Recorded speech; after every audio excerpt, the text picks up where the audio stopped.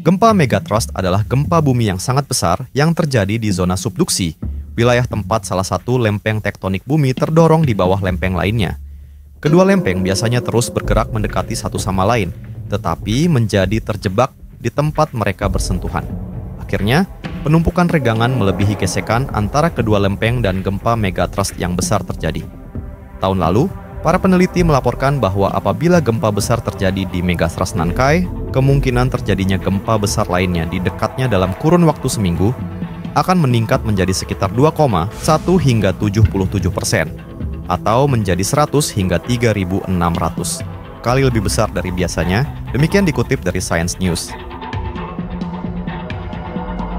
Seperti yang telah disebutkan, gempa bumi megatrust merupakan gempa bumi terbesar di dunia.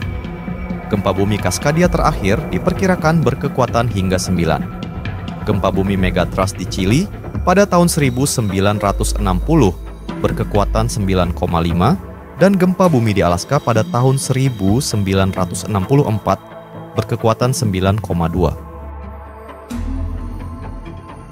Waktu pengulangan bervariasi dari zona subduksi ke zona subduksi. Di zona subduksi Cascadia, 13 peristiwa megatrust telah diidentifikasi dalam 6.000 tahun terakhir. Rata-rata satu setiap 500 hingga 600 tahun. Namun, peristiwa tersebut tidak terjadi secara teratur. Beberapa terjadi dalam jarak dekat hingga 200 tahun, dan beberapa terjadi dalam jarak jauh hingga 800 tahun. Yang terakhir terjadi 300 tahun yang lalu. Gerakan dorong gempa bumi megatrust menyebabkan gerakan vertikal yang besar di dasar laut.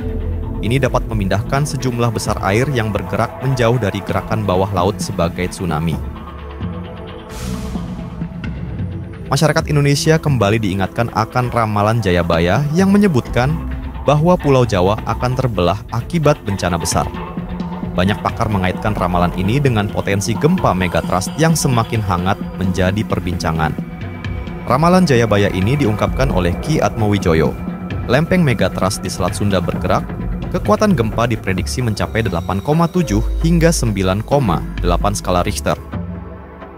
Lempeng megatrust di selatan hingga Selat Sunda, jika bergerak, diperkirakan gempanya akan berkekuatan antara 8,7 hingga 9,8 SR, ujarnya.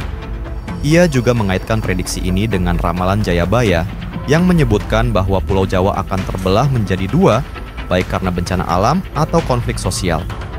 Dalam ramalan tersebut disebutkan Wong Jowo Kari Separo, yang artinya orang Jawa hanya akan tersisa separuh, baik akibat bencana alam atau perang saudara. Jika Pulau Jawa benar-benar terbelah akibat bencana, Ki Atmowijoyo meyakini bahwa megatrust bisa menjadi penyebabnya. Ia juga mengingatkan jika lempeng megatrust bergerak, hal ini dapat memicu terjadinya tsunami setinggi 34 meter. 34 meter itu setara dengan gedung berapa lantai. Gelombang setinggi itu bisa menyapu daratan, dan ini bisa terjadi secara terus-menerus, jelasnya. Ki Atmowijoyo juga mengingatkan bahwa pola terjadinya bencana ini bisa dilihat dari sejarah gempa besar di masa lalu yang terjadi pada tahun 1400 dan 1600. Polanya sudah dekat, ada potensi yang besar, kita harus waspada, pesannya. Hal ini juga didukung oleh informasi dari BMKG yang mencatat bahwa gempa megatrust terjadi setiap 200 tahun sekali. Lokasi zona megatrust ini berada di bawah Laut Selat Sunda. Megatrust Selat Sunda sendiri adalah wilayah pertemuan lempeng Eurasia dan Indo-Australia yang terus menujam masuk ke bawah Pulau Jawa.